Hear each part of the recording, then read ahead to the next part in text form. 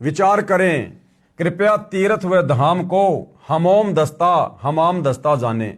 हमाम दस्ता क्या होता है? एक लोहे का उखड़ होता है, एक छोटा सा लोहे का मुसल होता है और कोई भी चीज उसमें कूटी जाती है, उसको हमाम दस्ता कहते हैं।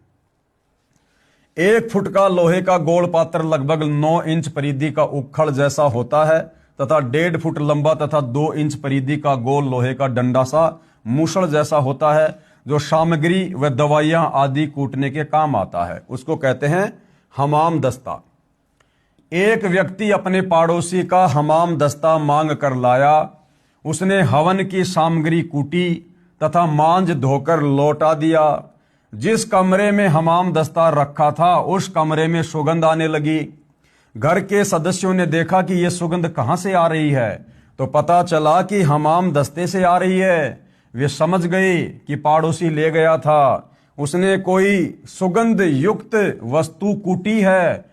कुछ दिन बाद वह सुगंध भी आनी बंद हो गई। ठीक इसी प्रकार ये तीर्थ हैं भाइयों और बहनों।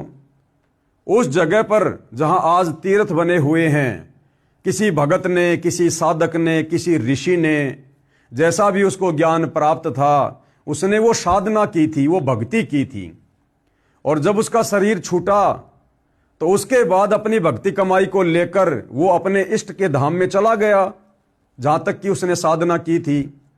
अब वो तो अपनी सारी भक्ति कमाई लेकर चला गया। अब वहां जाने से आप और हमें क्या मिलेगा?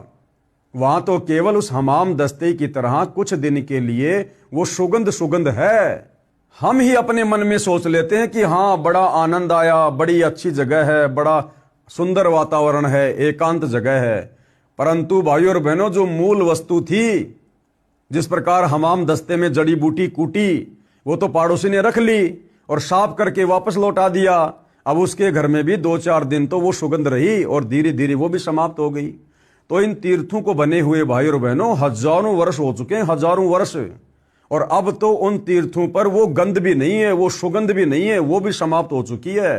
तो भला हमें वहां जाने से क्या लाभ मिलेगा? मतलब टोटल देखा देखी हो रही है, देखा देखी।